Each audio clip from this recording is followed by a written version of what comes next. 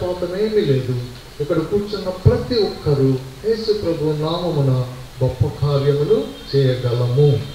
యేసు ప్రభువే నోటితో చెప్పాడు, నేను చేసిన వాటికంటే ఎక్కువైన గొప్ప కార్యములు మీరు చేస్తారు.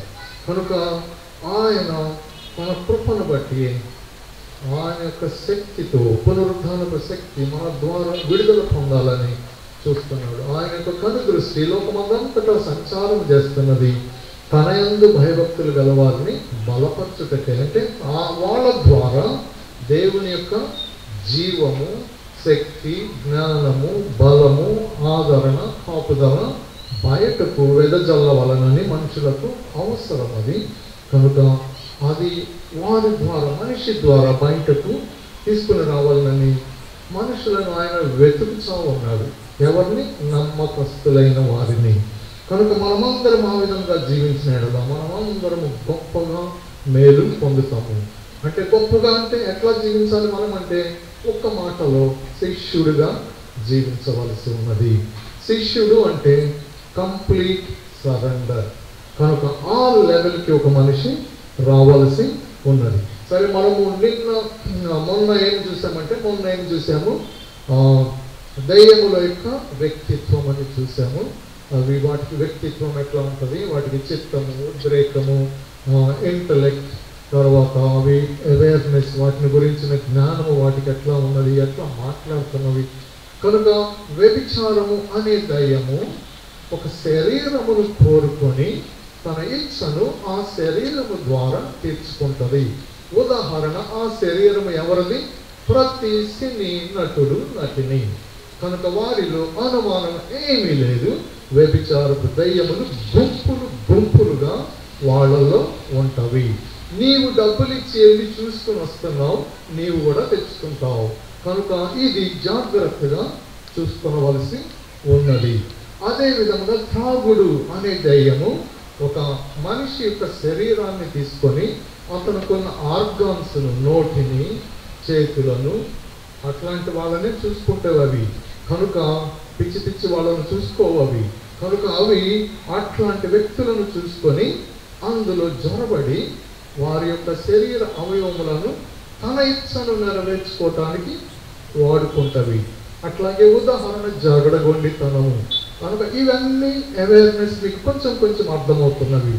కనుక ఎప్పుడైతే తలుపు తీస్తాడో మనిషి, లోపలికి వస్తవి. తన పనిని అవి జరిగించే వరకు నెమ్మదిగా ఉంటవి, అయితే అవి జరిగిస్తవి. అయితే ఎప్పుడైతే మనకు అర్థమవుతుందో వాటిని నెట్టివేయవలసి ఉన్నది. కనుక వెళ్ళగొట్టవలసి ఉన్నది. మన శక్తితో కాదు, యేసుక్రీస్తు ప్రభు యొక్క పునరుద్ధాన శక్తితో వెళ్ళగొట్టవలసి ఉన్నది. అది పరిశుద్ధాత్మ దేవుడు చేస్తాడు. అయితే అవి వెళ్ళిపోయిన తర్వాత నేను వదిలి వచ్చిన ఇల్లు అంటే శరీరమును లోనికి మళ్ళా వెళ్ళేదనని అనుకొని తిరిగి వచ్చి చూడటానికి వచ్చినప్పుడు ఊడ్చబడి, అమర్చబడి ఖాళీగా ఉన్నది. ఊడిస్తే తప్పు లేదు, అమర్స్తే కూడా తప్పు లేదు. తప్పు ఏమిటి అంటే ఖాళీగా ఉంటే తప్పు. ఏంటి ఖాళీ అంటే యేసుక్రీస్తు ప్రభువుని నీవు అన్ని గదులలో ప్రభువుగా చేర్చుకొనవలసి ఉన్నది. ఏదో ఒక గదిలో ప్రభువుగా చేర్చుకున్నావు అంటే దశంభాగం ఇస్తున్నావు. ఆ గదిలో యేసు ప్రభువుని నీవు ప్రభువుగా ఉంచుకున్నావు. నోటిని నీ ఇష్టం వచ్చినట్టుగా మాట్లాడుతున్నావు. అబద్ధములు, మోసము, తర్వాత గాసిప్, తర్వాత అనేక విధములైన మాటలు. నీ నోటికి ఆయన ప్రభువుగా లేడు.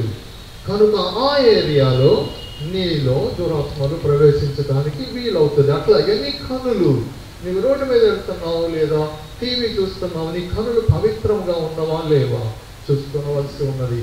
అదేవిధంగా నీ చేతి పనులు, నీ హృదయ అనుకరణ. కనుక వీటిని ముఖ్యంగా చెప్పవాలంటే నీ ఉద్రేకము, నీ యొక్క అనుకరణ, నీ సంబంధము ఇతరులతో ఏ విధంగా ఉన్నదో చెక్ చేసుకుంటే చాలా తేలిగ్గా అది మనకి అర్థమవుతుంది. కనుక వాటిని యేసు ప్రభువు నామమున ఆ స్టెప్ వైజ్గా చేస్తే గ్యారంటీగా అవి బయటకు పోవాల్సిందే. మీరు ఒకసారి చేసి ఆగవద్దు, కొన్ని 100 సార్లు చేయండి. కనుక అవి పోవాల్సిందే యేసు ప్రభువు నామమున. నా పేరుని కాదు, మీ పేరుని కాదు, ఒక లేబుల్ అంటే ఒక సిఎస్ఐ, లూథరన్, లేదా ఎల్ఈఆర్, లేదా భక్త సింగారు, అట్లా ఏ పేరున పోవవి, యేసుక్రీస్తు ప్రభు పేరున మట్టుకే పోతవి. కనుక అది తెలుసుకోవలసి ఉన్నది. కనుక ఇది మనం ఎప్పుడైనా అర్థం చేసుకుంటామో గ్యారెంటీగా అవి యేసు ప్రభు నామమునకు లోబడవలసిందే. ఆయన నామం అన్ని నామముల కంటే పై నామము. ఆయన నామం ఎదుట ప్రతి నామము మోకరించవలసిందే. కనుక అవి జరుగుతాయి. అవి వెళ్ళిన తర్వాత మళ్ళీ వెనక్కి రాకుండా మనము ఏ విధముగా మనల్ని మనము కాపాడుకోవలనో ఈ విధముగా ఈ దినమున కొన్ని పాయింట్స్ మనము చూద్దాము. అప్పుడు ఏమవుతుందంటే మీకు 3 స్టెప్స్ తొందరగా అర్థమవుతుంది. మీ ఎక్స్పీరియన్స్ని బట్టి ప్రతి దినము మీరు వీటిని కొంత కొంత చేయండి, మీకు మేలు అవుతుంది. కనుక మొదటి స్టెప్ ఏమిటి అంటే రాకుండా ఆపటానికి మనము దేనిని బట్టి జీవిస్తున్నాము అనేది ముఖ్యమైన విషయం. అంటే ఏంటి దీని అర్థము? మత్తయి సువార్త 4వ అధ్యాయం 4వ వచనంలో మనుషుడు రొట్టె వలన మాత్రము జీవించడు కానీ దేవుని నోట నుండి వచ్చు ప్రతి మాట వలన జీవించడు. అంటే ఏమిటి? బైబిల్ గ్రంథంను అంతా చదవవలసి ఉంది. ఏదో నాకు ఇష్టం వచ్చింది, దావీదు కీర్తన 23వ కీర్తన నాకు ఇష్టం, అదొక చదువుకుని మూసేస్తానంటే కుదరదు. కనుక ప్రతి మాట దేవుడు రాసి పెట్టినది, ప్రతి మాటను ఎందుకు నా కొరకు రాసి పెట్టాడు అని దానిని చూసి అది నా లైఫ్కి ఏం తెలియపరుస్తున్నది అని దేవుడిని అడగండి, దేవుడు తెలియపరుస్తాడు.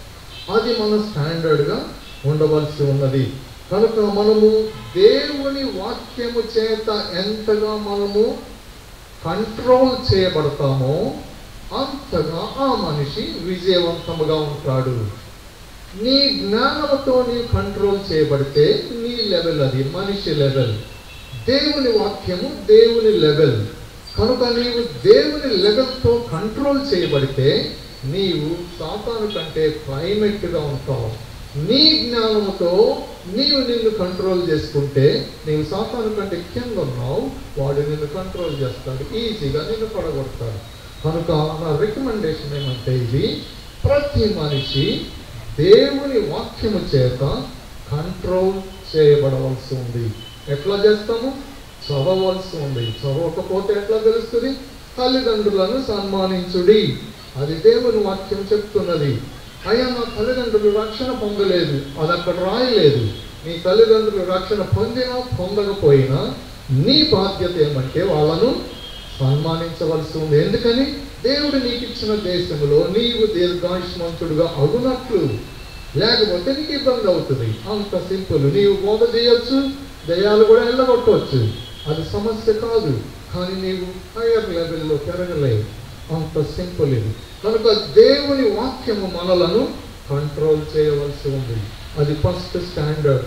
కనుక ఎందుకనే దేవుడు యెహోషువ గ్రంథములో 1వ అధ్యాయం 8వ వచనంలో యెహోషువతో ఏమని చెప్పాడు? ఈ గ్రంథంలో వ్రాయబడిన వాటన్నిటినీ ధ్యానించిన ఎడల నీ మార్గమును వర్ధిల్ల చేసుకొని చక్కగా ప్రవర్తించగలవు, లేకపోతే చక్కగా ప్రవర్తించలేవు. అంత సింపుల్. కనుక ఎవరైతే చదువుతారో, చదివి దాని ప్రకారంగా జీవిస్తారో వారు దేవుని వాక్యం చేత కంట్రోల్ చేయబడతారు. నీ చూపులు ఎట్లా ఉన్నవి అని కంట్రోల్ చేయబడతావు దేవుని వాక్యం చేత.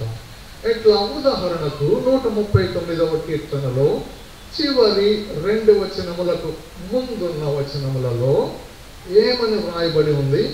ప్రభువా నీ శత్రువులే నా శత్రువులు అని దావీదు మహారాజు చెప్తున్నాడు. నీ శత్రువులను నేను నా శత్రువులుగా ఎంచుకొనుచున్నాను అని చెప్తున్నాడు.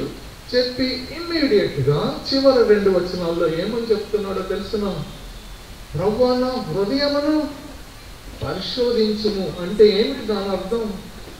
నీ శత్రువులు నా లోపల ఉన్నారేమో చూడు, నాకు తెలియటం లేదు, అది దాని అర్థం. అంతేగాని నీ శత్రువులు పక్క ఇంట్లో ఉన్నారేమో అని కాదు దాని అర్థం, పక్క మనిషిలో ఉన్నారని కాదు దాని అర్థం. నీ శత్రువులు నా లోపల ఉన్నారేమో పరీక్షించు ప్రభువా, వాళ్ళను నేను మీ నామమున నెట్టివేస్తాను, అది దాని అర్థం. కనుక ఏ మనిషి అయితే దేవుని వాక్యాన్ని ధ్యానించి దాని ప్రకారంగా కంట్రోల్ చేయబడటానికి ఇష్టపడతాడో అప్పుడు అతడు జయకరమైన జీవితాన్ని జీవిస్తాడు. లేకపోతే కొన్ని ఏరియాస్లో ప్రభువుగా ఉంచుకొనలేము. కనుక మళ్ళా దురాత్మ రావటానికి వీలు ఉన్నది.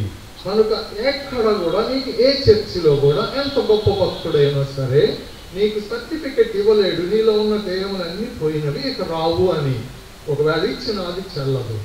కనుక దీని అర్థం ఏమిటి అంటే ఎవరికి వారు జాగ్రత్తగా జీవించవలసి ఉన్నది. ఇంకా బైబిల్ ఏం చెప్తుంది? పోయినవి రావచ్చు అంటే వచ్చి చూస్తుంది అని కూడా చెప్తున్నారు. కనుక ప్రతి మనిషి జాగ్రత్తగా ఉండవలసి ఉంది. కనుక దొంగవాడు రాడని గ్యారంటీ లేదు. కనుక రాత్రులు మనం అందుకని తలుపులు వేస్తాము, తాళాలు వేస్తాము, కుక్కను కూడా పెట్టుకుంటాం. ఎందుకని? దొంగవాడు వస్తాడేమో అందుకని. కనుక దొంగలే లేరనుకోండి, తలుపులు తెచ్చుకోవచ్చు, కుక్కలు అక్కర్లేదు, గన్స్ అక్కర్లేదు. కనుక ఇది మనము యేసు ప్రభు వచ్చినప్పుడు జరుగుతుంది పరలోకంలో లేదా ఆయన సన్నిధిలో. కానీ ఈ లోకంలో మిక్స్ కనుక మనము జాగ్రత్తగా బ్రతకటానికి కావలసిందంతా బైబిల్ గ్రంథంలో ఇవ్వబడినది. అది మొదటి స్టెప్. రెండవది, మనము స్తుతిని వస్త్రముగా ధరించుకొనవలసి ఉన్నది. 61వ యెషయా గ్రంథము 3వ వచనములో స్తుతి వస్త్రమును ధరించుకొనవలసి ఉన్నది. వస్త్రము అంటే హ్యాంగర్కు నీ కోటు పెట్టబడి ఉంది, అది నీవు తీసుకొని నీవు ధరించుకొనవలసి ఉంది. దేవుడు వచ్చి నీకు ధరించడు. కనుక నీ వస్త్రాన్ని నీవు ధరించుకోవాలి. అంటే నీ చిత్తాన్ని ఉపయోగించి నీవు దానిని నీ మీద వేసుకొనవలసి ఉంది. కనుక దేవుని స్తుతించుట అనేది నీవు ధరించుకొనవలసి ఉంది. ఎల్లప్పుడూ దేవుని స్తుతించుడి అని కూడా వ్రాయబడి ఉంది. కనుక ఆత్మను దుఃఖపరచవద్దు, ఆర్పవద్దు అనే మాటలు కూడా వ్రాయబడి ఉన్నవి. ఎప్పుడైతే దేవుణ్ణి స్తుతిస్తూ ఉంటామో అక్కడ యేసు ప్రభు రాజుగా ఉంటాడు, సాతానుడు అక్కడ నిలువలేదు.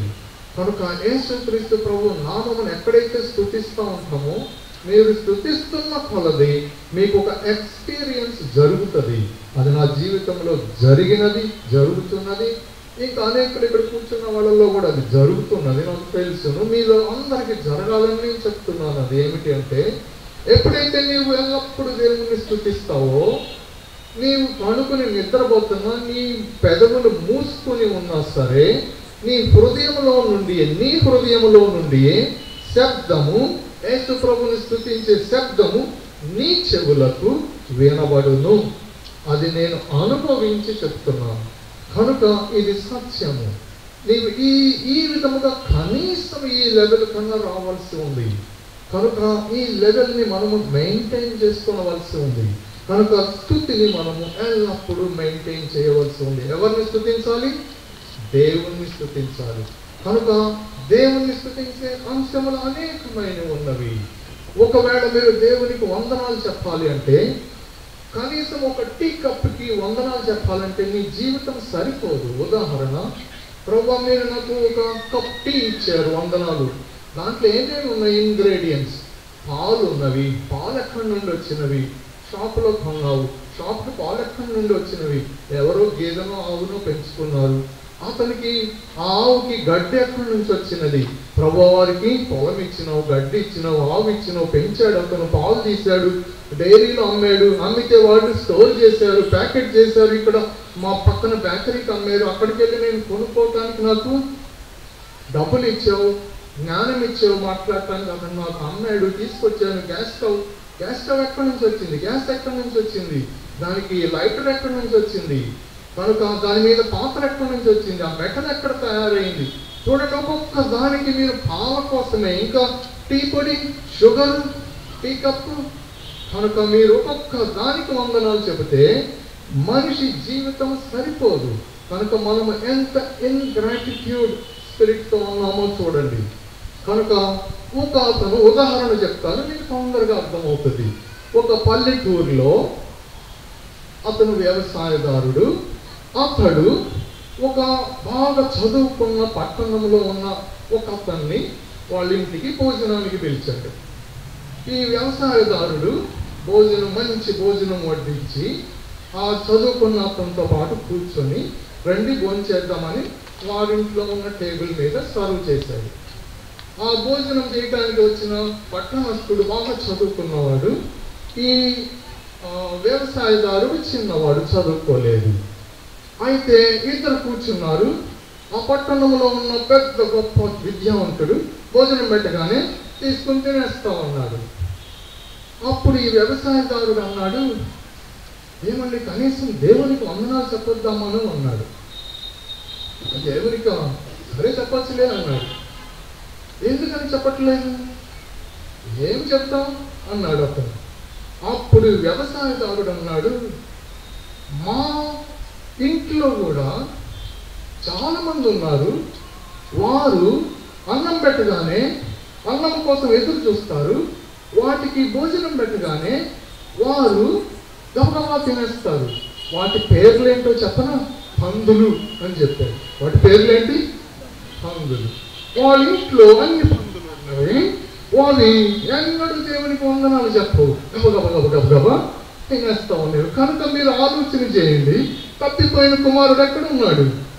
అప్పుడు ఉన్నాడు. కనుక వందనాలు చెప్పుకుంటాడా? తెలియదు.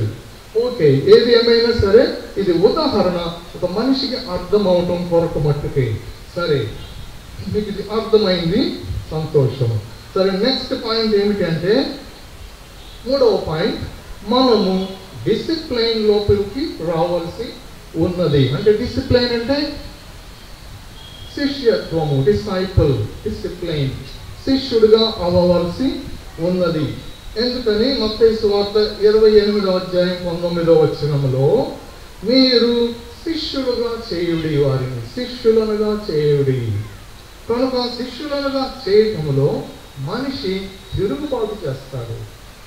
శిష్యుడిగా నేను ఉన్నాను, నాయకుడిగా ఉంటాను అని చెప్తాడు. ఇది అర్థం అవ్వాలంటే, నాయకుడు అంటే ఏమిటి? సపోజ్ ఒక జెండా పట్టుకుని ఏదో రాజకీయ జెండా, ఏదో ఒక జెండా పట్టుకుని వెళ్తా ఉంటే అతను వెనక అనేకులు, ఒక 1000 మంది నడిస్తే అతడు నాయకుడు.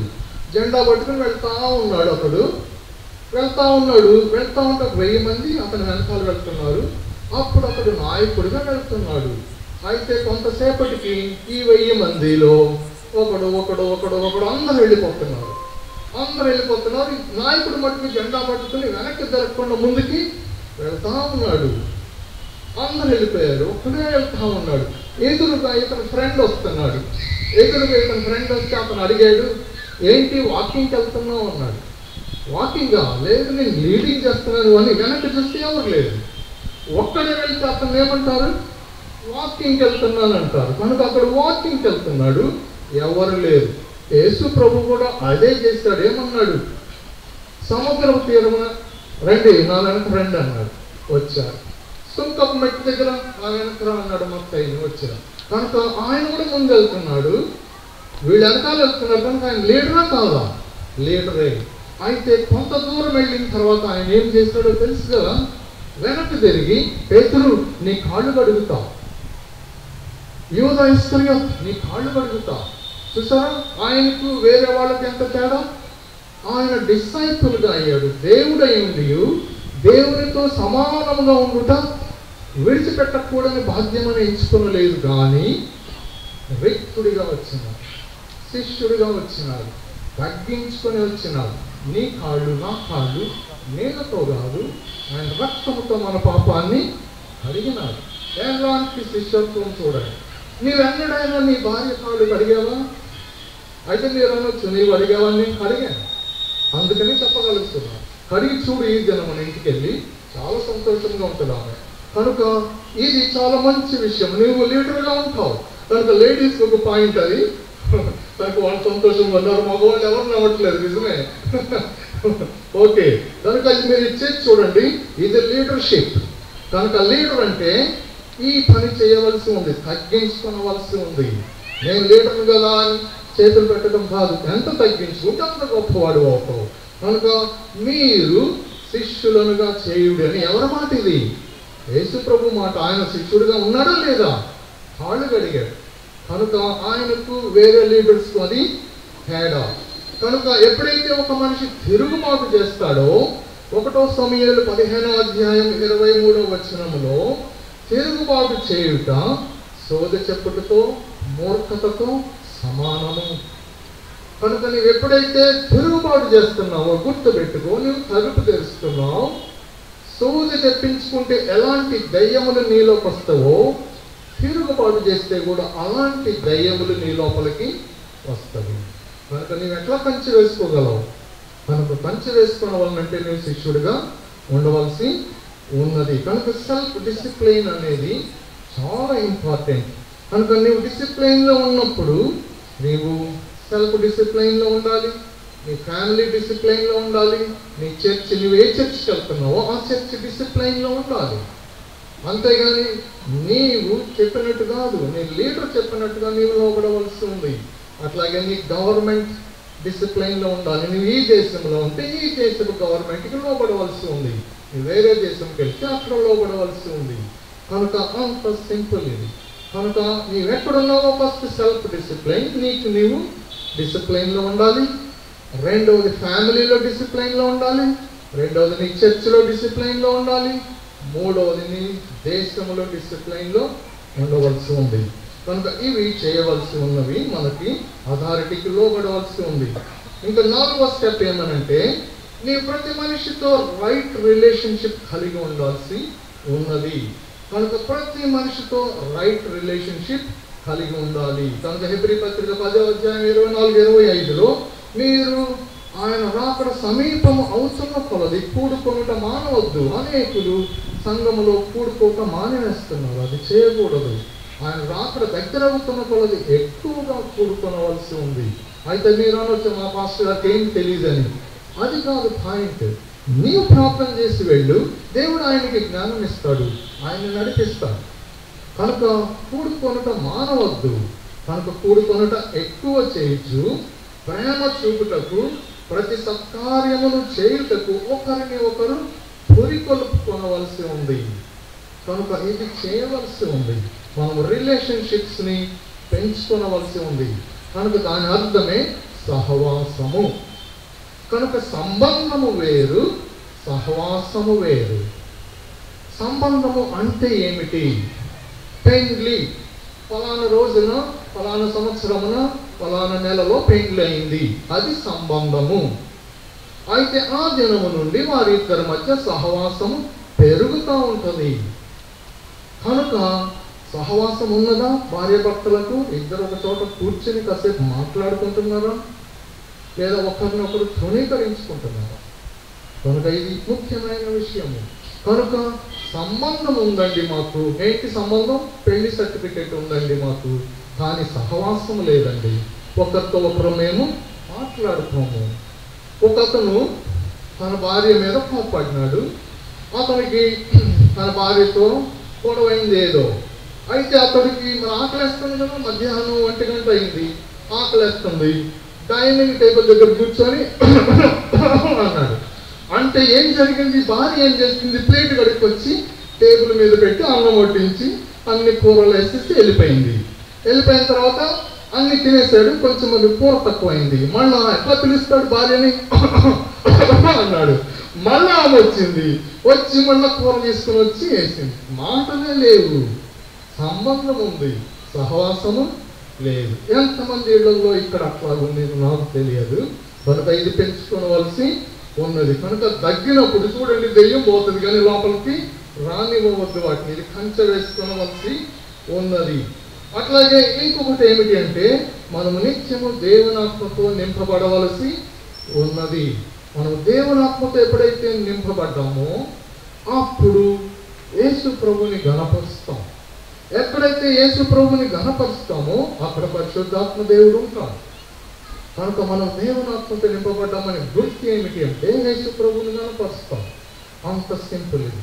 కనుక మనము దేవుణ్ణి ఎప్పుడు కృతజ్ఞతాపూర్వకంగా ఆయనకు కృతజ్ఞత చెల్లించవలసి ఉన్నది. అప్పుడు మనం ఎప్పుడైతే ఆయనకు కృతజ్ఞత చెల్లిస్తూ ఉంటామో దయ్యములు అక్కడ ఉండలేవు. అదే ఇక్కడ సింహాసన సేనుడు ఉన్నాడు. ఎట్లా? మన యొక్క స్తుతుల మీద ఆయన సింహాసనాసీనుడు అవుతాడు, కనుక ఆయన రాజు అవుతాడు. ఆయన రాజుగా ఉంటే సాతానుడు రాజుగా ఉండలేడు, వాడు పారిపోతాడు. నువ్వు వెళ్ళగొట్టవలసిన పని కూడా లేదు. కొంతమంది కూర్చొని దేవుని స్తుతిస్తూ ఉండండి, చూడండి అక్కడ ఎట్లాంటి అట్మాస్ఫియర్ ఉంటుందో. కనుక అక్కడ మేలు జరుగుతుంది. అట్లాగే తర్వాత మనము సర్వాంగ కవచాన్ని ధరించుకొనవలసి ఉన్నది. సర్వాంగ కవచము ధరించుకొనవలసి ఉంది. ఎందుకని మనము యుద్ధములో ఉన్న సిపాయులము. యేసుక్రీస్తు ప్రభు యొక్క రాజుతో మనము సహకరించి సాతాను రాజ్యములకు వ్యతిరేకముగా పోరాడుతున్నాము. కనుక మనం యుద్ధములో ఉన్నాము. ప్రతి క్రైస్తవుడు యేసు ప్రభు యొక్క సైనికుడు. నీవు యుద్ధములో చేరితే సైనికుడుగా ఏ గవర్నమెంట్ కూడా నీకు సర్టిఫికెట్ ఇవ్వదు. నీవు బ్రతకవు, నీవు చావవు, బ్రతుకుతావని ఎన్నడూ ఏ గవర్నమెంట్ సర్టిఫికెట్ ఇవ్వదు. నీవు యుద్ధములో చేరేవు అంటే అర్థం ఏమంటే ఎనీ టైం నీవు చనిపోవచ్చు అని అర్థము. కనుక అట్లాగే ఇక్కడ కూడా సాతాను యొక్క అటాక్స్కి నీవు గురి అవ్వవచ్చు. గురి అవ్వకుండా దేవుడు సర్వాంగ కవచాన్ని ఇచ్చాడు మనకు. ఎఫెసీ పత్రిక 6వ అధ్యాయంలో అది వ్రాయబడి ఉంది. మీరు ఇంటికి వెళ్ళి చూడండి. నేను జస్ట్ హెడ్డింగ్స్ మట్టుకు చెప్తున్నాను, మీరు ఇంటికి వెళ్ళి దాన్ని అభ్యాసం చేయవలసి ఉంది. కనుక ఇది జస్ట్ క్లాస్ టీచింగ్ లాగానే ఇంటికి వెళ్ళి ఏ స్టూడెంట్ అయితే దాన్ని తీసుకొని దాన్ని నెవరు వేస్తాడో అతడు పైకి వస్తాడు. కనుక ఇదేదో రెడీమేడ్ ఫుడ్ కాదు, అరటికాయ తొక్క తీసి తినండి అని పెట్టేది కాదు. ఇది జస్ట్ ఇన్ఫర్మేషన్ అంతే. ఎవరైతే చేస్తారో వాళ్ళు పైకి వస్తారు. కనుక వాళ్ళు చేయవలసి ఉంది. ఇవన్నీ చెప్పడానికి నాకు అనేకమైన దినములు, అనేకమైన గంటలు పట్టినవి. అయితే నేను కూడా నేర్చుకుని వచ్చినవే. అయితే దానిని అభ్యసించడానికి, దానిని చూడటానికి అంత టైం పడుతూ ఉంటుంది. కనుక మీరు కూడా చేయవలసి ఉంది, లేకపోతే అది ఊరికి వచ్చేయదు. కనుక మనం చేయవలసి ఉంది. సర్వాంగ కవచాన్ని ధరించుకోవలసి ఉంది. ఎప్పుడు? ప్రతి దినము నీవు ఉదయాన్నే లేవగానే సర్వాంగ కవచాన్ని ధరించుకోవలసి ఉంది. ముఖ్యంగా శిరస్త్రాణాన్ని ధరించుకోవలసి ఉంది, లేకుంటే వాడు తలంపుల్లో నిన్ను పడగొడతాడు. ఉదయాన్నే లేవగానే ఈ దినమున నేను నా భార్యకు, నా బిడ్డలకు, నా భర్తకు, నా బిడ్డలకు, నా తల్లిదండ్రులకు, నా బిడ్డలకు ఏ విధముగా మేలు చేయాలి అనే తలంపుతో లేవలసి ఉంది. నీకు ఏ తలంపు లేకుండా లేచేవు అంటే నీవు సోమరివని గుర్తు. సోమరివాడు ప్లేట్లో చెయ్యి పెడితే ఏమి దొరకదని బైబిల్ చెప్తుంది. కనుక సోమరివాడు ఎన్నడూ పైకి రాలేడు. కనుక ఏ మనుషునైనా చూడండి, అతను రిచెస్ట్ మ్యాన్ అయ్యాడు అంటే, నోబెల్ ప్రైజ్ విన్నర్ అయ్యాడంటే, ఒలింపిక్స్లో గోల్డ్ మెడల్ తెచ్చుకున్నాడంటే, లేదా డెకాయిట్ అయ్యాడంటే, లేదా మిస్ వరల్డ్ అయ్యిందంటే ఆమె, ఎవరు సోమరులు కాదు. వాళ్ళ పనులలో వాళ్ళు నిపుణతతో పనిచేసిన వాళ్ళు. కనుక మనము దేవుని వాక్యం ఎరిగి ఉన్నాము, కొంతవరకు దానిని అభ్యసించవలసి ఉన్నది. కనుక సర్వాంగ కవచాన్ని ధరించుకున్న ఎడల వాడు నీ యొద్దకు రాలేడు. ఇంకొక విషయం ఏమిటి అంటే, 7వది ఇంకొక విషయం ఏమిటి అంటే, దయ్యములు రాకుండా ఉండవాలంటే బ్యాప్టిజం తీసుకొనవలసి ఉన్నది. బ్యాప్టిజం తీసుకోకపోతే నీ లోపల దయ్యములు ఉంటవి. అంత సింపుల్ ఇది. ఎందుకని? బైబిల్ ఏం చెప్తుంది చూడండి, మీకే అర్థమవుతుంది. ఐగుప్తులో ఇశ్రాయేలీలు గొర్రె పిల్ల రక్తమును వారి ద్వారబంధములకు పైన వ్రాసి పెట్టారు. ఆ లోపల ఉన్న వారు ఎవరు చనిపోలేదు. గొర్రె పిల్ల రక్తమునందు వారు విశ్వాసం ఉంచారు. కనుక లోపల ఉన్న వారు ఎవరు కూడా చనిపోలేదు. కానీ ఫరో సైన్యము కూడా చనిపోలేదు. కనుక వీళ్ళందరూ బయలుదేరి బయటకు వచ్చారు. ముందు ఎర్ర సముద్రము, వెనక ఫరో సైన్యము. ఫరో సైన్యము ఖండం తిరిగిన వాళ్ళు, మనుషులను చంపుటలో ఆరితేరిన వాళ్ళు. వీళ్ళందరూ మామూలు మనుషులు, లక్షల కొలది ఉన్నారు కానీ మామూలు మనుషులు. ముందు ఎర్ర సముద్రము, వెనక ఫరో సైన్యము. ముందుకి విశ్వాసంతో వెళ్ళారు, ఎర్ర సముద్రమును దాటుకొని వెళ్ళారు. హెబ్రీ పత్రికలో ఏమని వ్రాయబడి ఉన్నదంటే, అదే విధముగా వారును అలాగు చేయజూచి, ఎవరు ఐగుప్తీయులను అలాగు చేయజూచి సముద్రంలో మునిగిపోయారు. కనుక సముద్రంలో మునిగిపోయారంటే ఆ సముద్రము దేనికి గుర్తు? బాప్తిజంకు గుర్తు, బాప్తిజానికి గుర్తు. కనుక ఏ మనిషి అయితే బాప్తిజం తీసుకున్నాడో అతడు ఫరో సైన్యము నుండి దాటినాడు.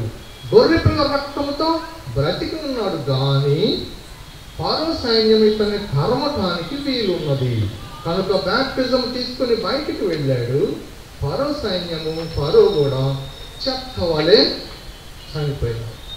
అంత సింపుల్ ఇది. కనుక ఎప్పుడైతే నీ బాప్తిజం తీసుకుంటావో సైన్యము, నిన్ను తరిమే సాతాను అని సైన్యము నీ యొద్దకు రాలేదు. అంత సింపుల్. కనుక బాప్తిజం తీసుకునవలసి ఉన్నది. ఎప్పుడు తీసుకోవాలి? ఎంత తొందరగా తీసుకుంటావో అంత మంచిది. కనుక అపోస్తల కార్యములు 16వ అధ్యాయంలో ఆ జైలర్ దగ్గర వాళ్ళు అర్ధరాత్రి వేళ బాప్తిజం తీసుకున్నారు. అంటే దీని అర్థం ఏమిటి? తెల్లారిన తర్వాత తీసుకోవచ్చు కదా. ఇది అర్జెంట్. బాప్తిజం అనేది అర్జెంట్. ఇది సపరేట్ టాపిక్, కానీ ఇందులో మనకు అవసరం కనుక నేను మీకు ఇది తెలియపరుస్తున్నాను. కనుక నమ్మి బాప్తిజం తీసుకున్న వాడు రక్షింపబడును. కనుక అందులో కూడా ఇది భాగము. దురాత్మలు కూడా నిన్ను చేరలేవు. అయితే నీవు బాప్తిజం తీసుకున్న తర్వాత కూడా నీవు చెడును స్నేహితులుగా చేసుకుంటే దేవుడు నిన్ను స్నేహితుల నుంచి వేరు చేయడు. దేవుడు నిన్ను శత్రువు నుంచి వేరు చేస్తాడు. నీవు వ్యభిచారాన్ని స్నేహితునిగా చేసుకుంటే వ్యభిచారం అనే దయ్యాన్ని నీవు పోగొట్టుకొనలేవు. యేసు ప్రభు నామమున కూడా వాడు పోడు, ఎందుకంటే వాడు లీగల్ ఎక్స్పర్ట్. ఇతను నన్ను ఫ్రెండ్షిప్ చేస్తున్నాడు, ఇతను ఇష్టపడుతున్నాడు. రాత్రులు ఇక్కడ రహస్యంగా చేసేవి నాకు ఇష్టంగా ఉన్నాయి, అతనికి ఇష్టంగా ఉన్నాయి, నేను పోను అంటాడు. కనుక దేవుడు కూడా నిన్ను శత్రువుల నుంచి కాపాడుతాడు, కానీ స్నేహితుల నుంచి విడుదల చేయుడు ఆయన. నిన్ను గుర్తుపెట్టుకో. కనుక నీవు మొదట వ్యభిచారాన్ని నీకు శత్రువుగా ఎంచుకోవలసి ఉంది. అబద్ధాన్ని, త్రాగుడిని, కోపాన్ని శత్రువుగా ఎంచుకోవలసి ఉంది. అప్పుడు దేవుణ్ణి అడుగు, దేవుడు నిన్ను నీ శత్రువుల నుంచి విడిపిస్తాడు. అంత సింపుల్ ఇది. కనుక ఇవి నేను మీకు జస్ట్ ఫండమెంటల్స్గా ఏ విధముగా మనం కాపాడుకోవాలనో తెలియపరిచాను. కనుక ఇప్పుడు మనం కొంచెం నిమిషములు మనం యేసు ప్రభుని ప్రభువుగా అంగీకరించేది ముఖ్యమైన విషయము కనుక దాని మీద నేను మీకు కొన్ని విషయములు తెలియపరుస్తాను. యేసు ప్రభు లేదా దేవుడు మోషేకు ప్రత్యక్ష గుడారం కట్టమని చెప్పాడు. యావత్తు అతడు కట్టాడు. కట్టిన తర్వాత ఎంట్రన్స్ లో 3 రంగులు ఉన్న ద్వారాన్ని పెట్టాడు. నీలము, ధూమ్రవర్ణము, రక్తవర్ణము, blue, purple colour, scarlet colour. కనుక నీలము అంటే ఏమిటి? నీలము అంటే పైకి చూస్తే నీలం ఆకాశము బ్లూ కలర్ లో ఉంటుంది. నీలం అంటే ఏమిటి అంటే యేసు ప్రభు ఆకాశము నుండి లేదా పరలోకము నుండి దిగి వచ్చాడు, అది నీలము. ఈ 3 రంగులు ఆయననే చూపిస్తున్నవి. కనుక ఇది ద్వారము, నేనే ద్వారం అని చెప్పాడు. ద్వారానికి 3 రంగులు. కనుక మొదటి రంగు బ్లూ కలర్. కనుక నేను పైనుండి వచ్చాను, నేను క్రింది వాడను కాను, పైనుండి వచ్చాను, నాలో ఏ పాపము లేదు, నేనే పాపం ఎరుగను, నేనే పాపం చేయలేదు. అందుకు అనేకులు సాక్షులు, శిలువలో ఉన్న దొంగ కూడా చెప్పాడు, ఈయనలో ఏ పాపము లేదు. కనుక ఆయన బ్లూ కలర్. రెండవది పర్పుల్ కలర్, ధూమ్రవర్ణము. మూడవది రక్తవర్ణము, స్కార్లెట్. కనుక మూడవ దాన్ని తీసుకోండి మొదట. రెండవసారిగా రక్తవర్ణం అంటే ఎరుపు రంగు. కనుక పైనుండి పాపము లేని దేవుని కుమారుడైన యేసు ప్రభు ఈ లోకంలోనికి వచ్చి, రక్తవర్ణము అంటే నా పాపముల నిమిత్తం ఆయన తన రక్తాన్ని చిందించాడు, అది రక్తవర్ణము. కనుక ఆయన పాపము లేనివాడు, పైనుండి వచ్చాడు, ఈ లోక సంబంధి కాదు, పరలోక సంబంధి. ఈ లోకంలోనికి వచ్చి నీ కొరకు నా కొరకు తన పరిశుద్ధ రక్తాన్ని చిందించాడు, అది రక్తవర్ణము, స్కార్లెట్. తర్వాత బ్లూ ప్లస్ స్కార్లెట్ కలిపితే నీలము, రక్తవర్ణాన్ని, ఆ 2 రంగులను కలిపి చూడండి, ధూమ్రవర్ణము అంటే పర్పుల్ కలర్ వస్తుంది. కనుక పైనుండి వచ్చిన ఆయన రక్తాన్ని చిందించాడు అంటే ఆయన ఈ 2 రంగులు మిక్స్ చేస్తే ధూమ్రవర్ణముగా వచ్చాడు, పర్పుల్ కలర్గా వచ్చాడు. అంటే అర్థం ఏమిటి అంటే దేవుడు ఒక్కడే, మధ్యవర్తి ఒక్కడే, ఆయనే క్రీస్తు యేసును నరుడు. కనుక ఈ 2 రంగులు కలపగానే ఆయన మధ్యవర్తిగా వచ్చాడు. తండ్రి కుడి పార్శ్వమున మన కొరకు విజ్ఞాపన చేయటానికి ఆయన ప్రధాన యాజకుడిగా ఉన్నాడు, ఉత్తరవాదిగా ఉన్నాడు. కనుక ఈ 3 రంగులు ఆయననే చూపిస్తున్నవి. ఏ మనిషి అయితే ఈ 3 రంగుల్లో నుంచి లోపలికి వెళ్తాడో అతడు ప్రత్యక్ష గుడారంలోనికి వెళ్తాడు. కనుక అతడు దేవుని లోనికి వెళ్తాడు. కనుక ఎప్పుడైతే యేసుక్రీస్తు ప్రభువుని మనము మన రక్షకునిగా ప్రభువుగా అంగీకరించామో దాంట్లో మనకున్న మేలు ఏమిటి అంటే 1 యోహాను 5వ అధ్యాయము 11వ వచనం 12వ వచనములో ఈ విధముగా వ్రాయబడి ఉన్నది. ఆ సాక్ష్యం ఏదనగా ఆయన యందు నిత్య జీవమున్నది. ఆ జీవము దేవుడు తన కుమారుని అందించెను. ఆయన కుమారుని అంగీకరించిన వాడు నిత్య జీవము గలవాడు. ఆయన కుమారుని అంగీకరించని వాడు నిత్య జీవము లేనివాడే. కనుక ఇందులో రాయబడిన మాట ఏమిటంటే దేవుని కుమారుని అంగీకరించిన వారు ఒక సైడ్ ఉన్నారు, దేవుని కుమారుని అంగీకరించని వారు ఇంకొక సైడ్ ఉన్నారు. దేవుని కుమారుని అంగీకరిస్తే మేలు ఏమిటంటే ఆయనతో పాటు దేవుని నిత్య జీవం మనకు వస్తుంది. ఆయన కుమారుని అంగీకరించకపోతే నష్టం ఏమిటి అంటే ఆయనతో పాటు నిత్య జీవం మనకు ఉండదు.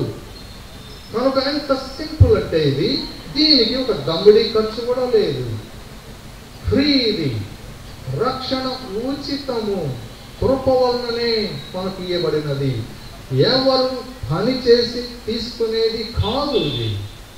ఒకవేళ నువ్వు పని చేసి తీసుకుంటాను అంటే ఆయన సమాప్తమైనది అని పలికిన మాట అర్థం లేదు. కనుక ఫలానా పేటలో ఫలానా వ్యక్తి కొంత పని చేయాల్సి వచ్చింది కనుక ప్రభువ బ్రాకెట్లో అది రాయాలి కదా అని చెప్పవలసి వస్తుంది. కనుక ఎవరు ఏ పని చేయకూడదు, అది వ్రాయబడి ఉంది రోమాపత్రికలో.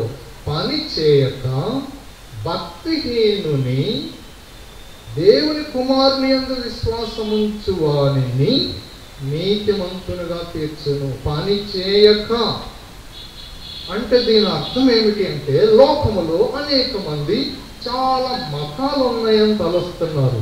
పొరపాటు. 2 మతములు లోకములో ఉన్నవి. వాటి పేర్లు ఏమిటి? ఒకదాని పేరు డూ, డిఓ, డూ అంటే పని చేయుట. నేను చెప్పులు లేకుండా ఇక్కడి నుంచి గుడి దాకా నడుచుకుంటూ వెళ్తాను గనుక నాకు మోక్షం వస్తుంది. లేదా నేను మా ఇంటి నుంచి ఆ గుడి దాకా డొల్లుకుంటూ వెళ్తాను గనుక నాకు మోక్షం వస్తుంది. లేదా ఇక్కడి నుంచి అక్కడికి నేను 1000 కొబ్బరికాయలు కొడతాను గనుక నాకు మోక్షం వస్తుంది. నేను ప్రతి ఆదివారం చందా వేస్తాను గనుక నాకు మోక్షం వస్తుంది. నేను ఉదయం మధ్యాహ్నం సాయంత్రం బైబిల్ చదువుతాను గనుక నాకు మోక్షం వస్తుంది. పొరపాటు. ఇది డూ, దీనివల్ల ఏమీ లేదు. అయితే ఇంకొక మతం ఏమిటి? డన్, డిఓఎన్ఈ, డన్, సమాప్తమైనది. అది ఎవరు చేశారు?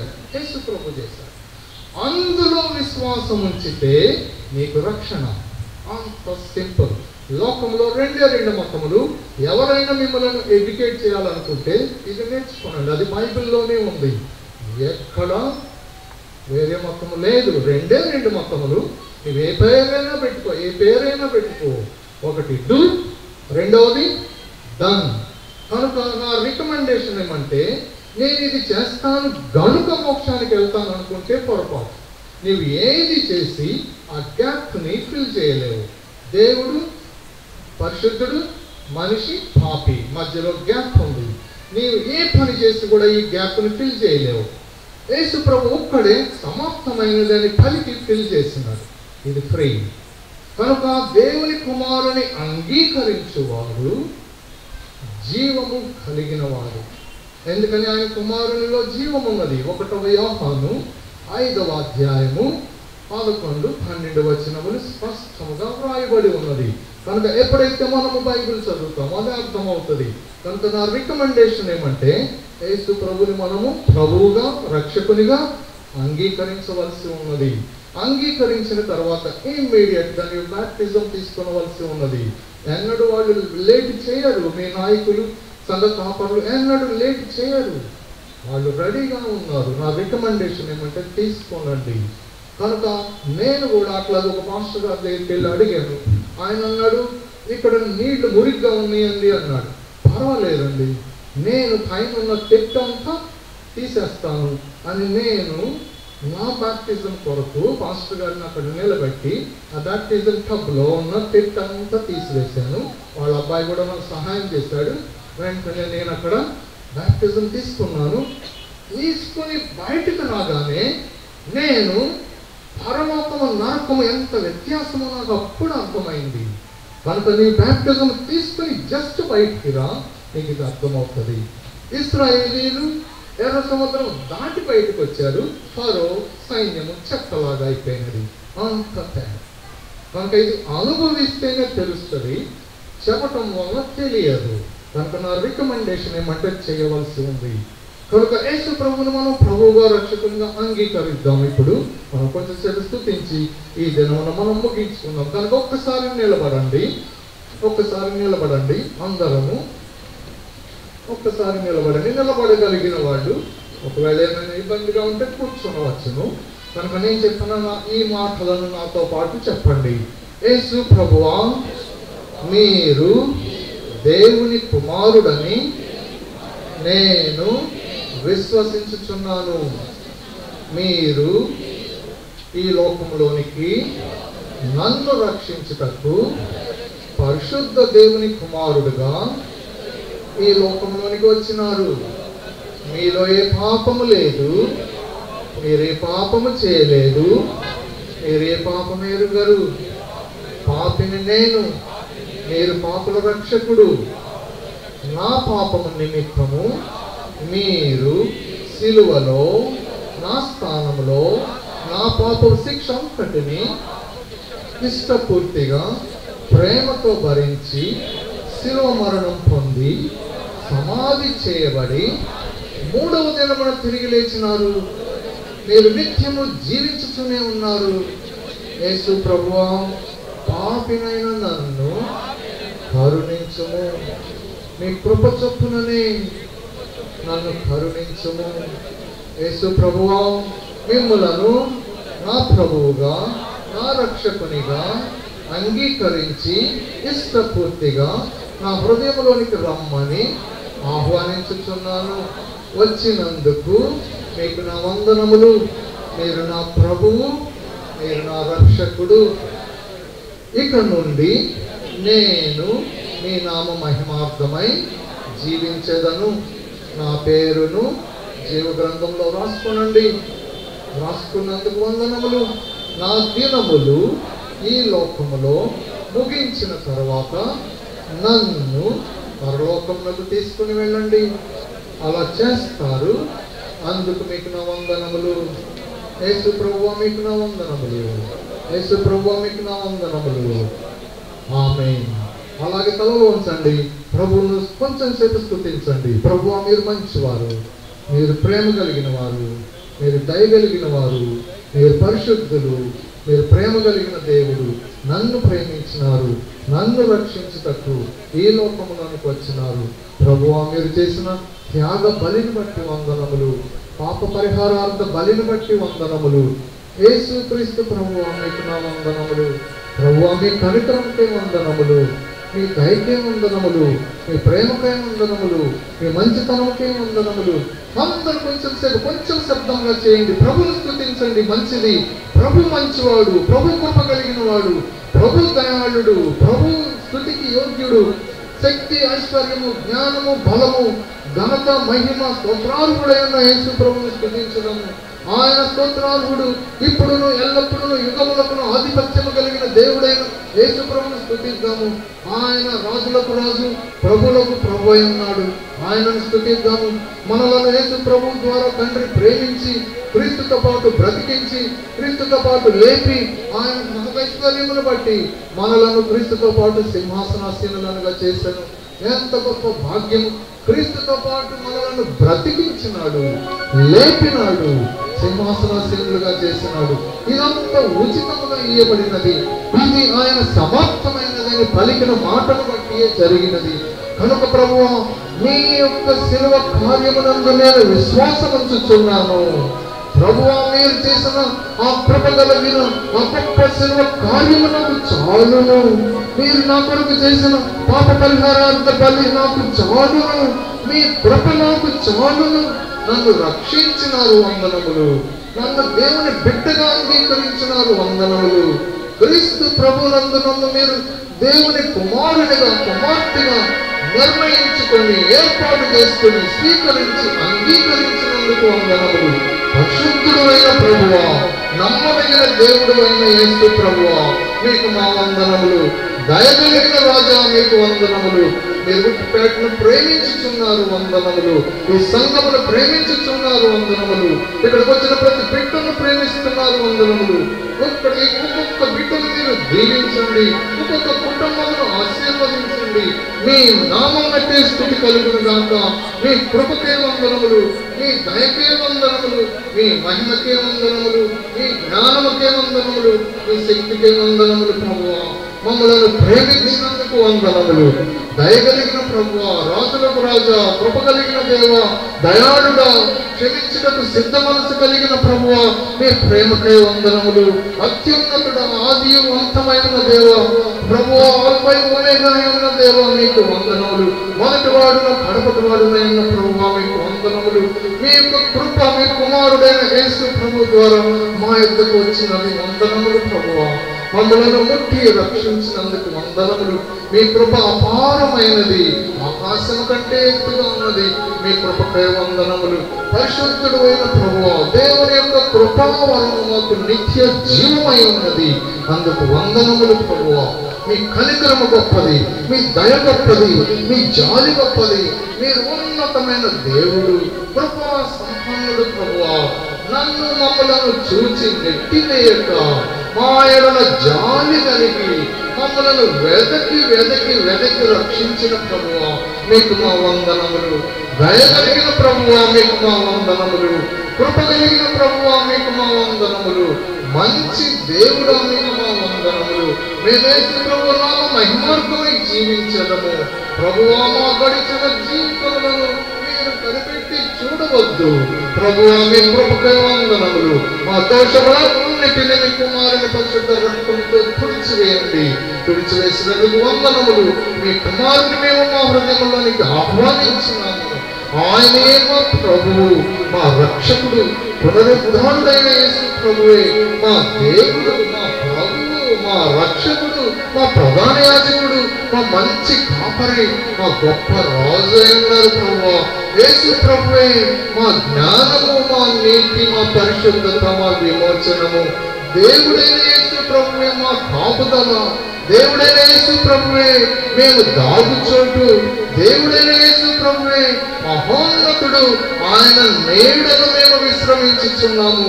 గనుక శత్రువైన సాతానుకు మా పైన ఎలాంటి అధికారము లేదు, మాలో ఎలాంటి స్థానము లేదు. యేసు ప్రభు యొక్క నామము మా నొసట మీద ఏకపరచబడి ఉన్నది. మేము దేవుని బిడ్డలము. ప్రభువా, మీ కృపకే వందనములు, మీ దయకే వందనములు. మాకు వ్యతిరేకముగా నిరూపింపబడిన ఏ ఆయుధము వర్ధిల్లదు. దేవుని నీతి మాకు స్వాస్థ్యముగా ఇయ్యబడినది. మేము దేవుని సేవకులము. యేసు ప్రభు యొక్క రక్తము మమ్మలను శత్రువైన సాతాను చేతి నుండి విడిపించినది. ప్రభువా, మీకు వందనములు. యేసు ప్రభు రక్తము మమ్మలను నీతిమంతులనుగా చేసినది. ప్రభువా, మీకు వందనములు. యేసు ప్రభు రక్తము మమ్మలను పరిశుద్ధులుగా చేసినది. ప్రభువా, మీకు మా వందనములు. యేసు ప్రభు రక్తము మా యొక్క ప్రతి పాపమును కడిగి మమ్మలను పవిత్రులుగా చేయించున్నది. ప్రభువా, మీకు మా వందనములు. యేసు ప్రభు రక్తము మాకు నిత్య జీవం ఇచ్చినది. ప్రభువా, మీకు మా వందనములు. యేసు ప్రభు యొక్క రక్తము వల్లనే మేము పరిశుద్ధ దేవుని యొక్క సన్నిధికి వచ్చుటకు మాకు అనుమతి దొరికినది. ప్రభువా, మీకు మా వందనములు. యేసు ప్రభు యొక్క రక్తము మా కొరకు పరిశుద్ధ దేవుని యొక్క సన్నిధిలో విజ్ఞాపనము చేయించున్నది. ప్రభువా, మీకు మా వందనములు. యేసు ప్రభు రక్తమును బట్టి వందనములు. యేసు ప్రభు నామమును బట్టి వందనములు. పరిశుద్ధ దేవుడు అయిన తండ్రి, మీ కృపకై వందనములు. మేమందరము మీ బిడ్డలము. మేమందరము మీ కుమారుని అంగీకరించి ఉన్నాము. మమ్మల్ని మీ కృపలో జ్ఞాపకం ఉంచుకోనండి. మమ్మల్ని మీ కృపలో జ్ఞాపకం ఉంచుకోనండి. ఒక్కొక్కరిని నీతిమంతులుగా తీర్చినందుకు వందనములు. ఒక్కొక్కరికి మంచి బలము, ఆరోగ్యము, దీర్ఘాయువు దయచేయండి. వారి చేతి పనులను దీవించండి. వారి ఇంటి వారిని దీవించండి. ఒక్కొక్కరికి మంచి బలమును, ఆరోగ్యమును దయచేయండి. వారి అవయవములను ఆశీర్వదించండి. వారికి ఎలాంటి జబ్బులను వాటిని తీసివేయండి. మీ నామములో మీరు వారి కొరకు సిలువలో గాయపరచబడినారు గనుకనే మాకు స్వస్థత దొరికినది. మీరు పొందిన గాయములను బట్టి మేము స్వస్థపరచబడితిమి. ప్రభువా మీకు మా వందనములు, మీ దయకై వందనములు. ప్రభువా ప్రతి ఇంటిని మీరు ఆశీర్వదించండి. ప్రతి మనిషిని మీరు ఆశీర్వదించండి. ఇంతటి ఇల్లు దేవుని వలన ఆశీర్వదించబడినదని ప్రజలు చూసినట్లుగా మీరు ఆశీర్వదించండి. వందనములు. ప్రతి దినము ఆశీర్వదించండి. వారి యొక్క గొప్పలో పిండి తక్కువ కానివ్వద్దు. వారి బుడ్డిలో నూనె తక్కువ కానివ్వద్దు. ఇంటిలో ఉన్నప్పుడు ఆశీర్వదించండి. బయటకు వెళ్ళినప్పుడు ఆశీర్వదించండి. సోమవారం ఆశీర్వదించండి. మంగళవారం ఆశీర్వదించండి. బుధవారం ఆశీర్వదించండి. గురువారం ఆశీర్వదించండి. శుక్రవారం ఆశీర్వదించండి. శనివారం ఆశీర్వదించండి. ఆదివారం ఆశీర్వదించండి. మరణ సోమవారం ఆశీర్వదించండి. ప్రతి వారం ఆశీర్వదించండి. ప్రతి నెల ఆశీర్వదించండి. ప్రతి సంవత్సరం ఆశీర్వదించండి. నిత్యము మీరు ఆశీర్వదించే దేవుడే. మీకు వందనములు, వందనములు, వందనములు. ప్రభువా మీ కృపకే వందనములు, మీ దయకే వందనములు. మిమ్మల్ని ఘనపరచు వారిని మీరు ప్రేమించి ఘనపరుచున్నందుకు వందనములు. యెహోవా కృపయు ఘనతయు అనుగ్రహించును. ప్రభువా మనుషులు యెహోవా ప్రభావము గలవాడని ప్రకటించుదురు కదా. ఈ దినమున ప్రకటించిన ప్రతి బిడ్డను బట్టి వందనములు. యెహోవా ప్రభావము గలవాడని ప్రకటించుచున్నాము. ప్రభువా మీరు ప్రభావం కలిగిన దేవుడు. మీ కృపకై వందనములు. మీ నామములో ప్రభావం ఉన్నది. మీ రక్తంలో ప్రభావం ఉన్నది. మీ కృపకై వందనములు. మమ్మల్ని మీ కృప చొప్పున జ్ఞాపకం ఉంచుకొని ప్రభువా మీ ఆత్మ దీవెనలతో మమ్మలను నడిపించి తండ్రి ఇంట్లో మమ్మల్ని ప్రభువా కనిపింపజేయమని అందుకు సమర్థుడైన యేసుక్రీస్తు ప్రభు పేరిట అడిగి వేడుకొంచున్నాం తండ్రి. ఆమేన్.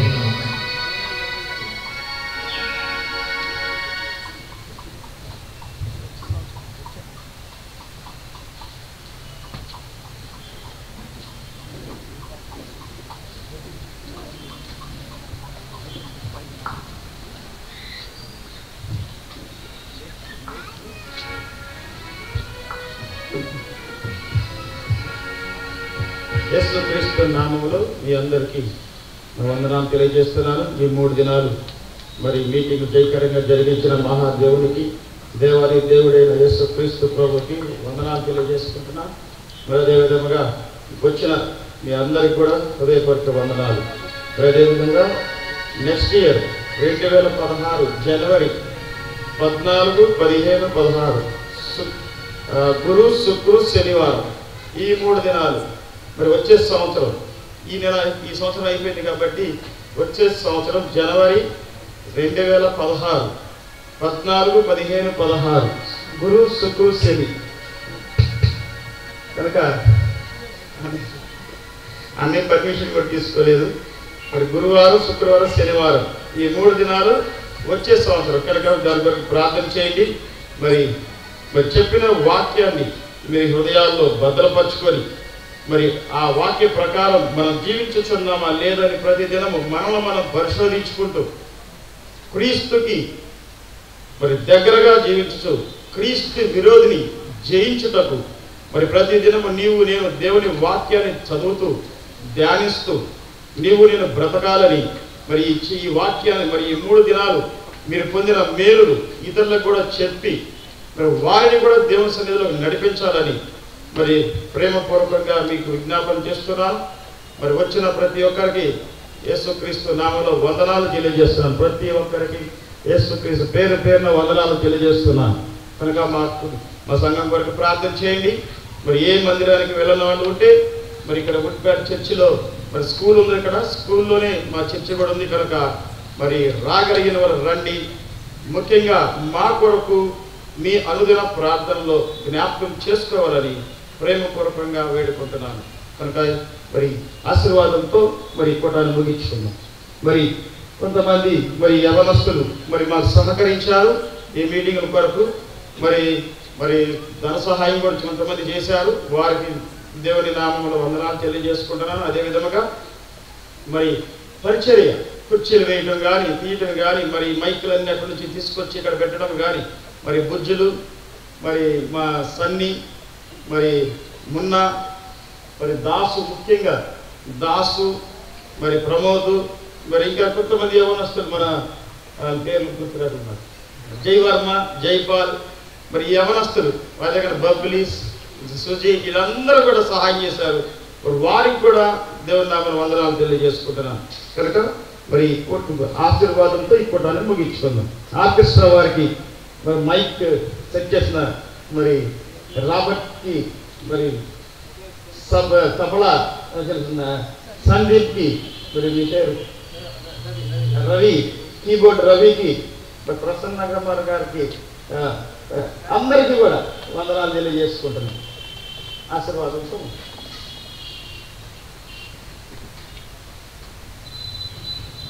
ప్రార్థన చేసుకుందామండి. అత్యంత కృపయు మిక్కిలి కనికరగల మా పరలోకపు తండ్రి, మా పేటను మమ్మల్ని కనికరించి ఈ 3 దినాలు ప్రభా నాయన మమ్మల్ని ఆశ్చర్యకరమైన వర్తమానంతో మమ్మల్ని సంధించినందుకు నీకే వందనాలు చెల్లించుకుంటున్నాం ప్రభా. నిజమే ప్రభా, అనేక మంది చీకటి శక్తుల చేత, సాతాను చేత అయా బంధించబడి ఉంటున్నాం ప్రభా. కనికరించి ప్రభా, సహాయం చేయి ప్రభా. దాన్ని ఎలా విడుదల చేయాలో నీ దాసుడు మరి చెప్పినాడు ప్రభా. దాన్ని గ్రహించుకొని ఆయన సూచనల ప్రకారము వాటిని వెళ్ళగొట్టడానికి కృప చూపి సహాయం చేయి ప్రభా. దేవా, నీ సహాయం లేకపోతే ఏం జరగదు ప్రభా. ఈ 3 దినములు నువ్వు చేసిన మేలుపై స్తుతులు స్తోత్రాలు ప్రభా. నీ దాసుని ప్రభా అభిషేకించి తీసుకొచ్చినావు, ఆత్మాభిషేకంతో తీసుకొచ్చినావు, నీకే వందనాలు ప్రభా. నీ దాసుని ఇంకా ప్రభా నాయన బలంగా వాడుకో. అనేక మంది మారటానికి, అనేక మంది నీ వైపు తిరగటానికి కృప చూపి సహాయం చేయి.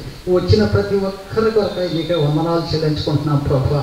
నాయన ఇదిగో తండ్రి, కొట్టి మాటలతో కాదు ప్రభా, అయా క్రియారూపంగా వారు మరి ఇదిగో మీ దాసులు చెప్పిన హెచ్చరికలను బట్టి వారు అలా ప్రవర్తించడానికి కృప చూపి సహాయం చేయి. నిన్ను విడిచిపెట్టకుండా ప్రభా నాయన అయా నీ యందు భయభక్తులు కలిగి జీవించడానికి కృప చూపి సహాయం చేయి. ఆశీర్వించి దీవించు ప్రభా. నువ్వు చేసిన ఈ మేలుపై నీకే వందనాలు చెల్లించుకుంటున్నాం ప్రభా. తిరిగి వచ్చే సంవత్సరం కూడా ఇలాగా మరి ఇదే కార్యక్రమం చేయటానికి కృప చూపి సహాయం చేసి ఆశీర్వించి దీవించు. నీ దాసుని ప్రభా ఇదిగో రెట్టింపు మరి ఆత్మతో నింపి, బలంతో నింపి అయా ఆయన కుటుంబాన్ని ఆశ్రయించి దీవించి, ఇదిగో వచ్చిన ప్రతి ఒక్కరిని నీ కృపలో జ్ఞాపకం చేసుకొని ఆశ్రయించి దీవించి వారి ఆత్మల్ని ప్రభా సాతాను చేతుల నుంచి విడిపించబడటానికి కృప చూపి సహాయం చేసి మీరే మీ రక్త ప్రోక్షణ ప్రతి ఒక్కరి మీద ప్రోక్షించి సహాయం చేయమని మా ప్రభు యేసుక్రీస్తు వారి పేట వేడుకుంటున్నాము తండ్రి. ఆమేన్. తండ్రి అయిన దేవుని ప్రేమయు, కుమారుడైన క్రీస్తు వారి కృపయు, పరిశుద్ధాత్ముని అన్యుల సహవాసము ఇప్పుడు ఎల్లప్పుడు మనకి మన కుటుంబాలకు తోడై ఉండి క్రీస్తు ప్రభు రక్త ప్రోక్షణను మరి మనము స్వీకరించి సాతాను శక్తులుండి, చీకటి శక్తులుండి విడిపింపబడి ఆత్మలో ముందుకి వెళ్ళటానికి ప్రభు కృప చూపించును గాక. ఆమేన్.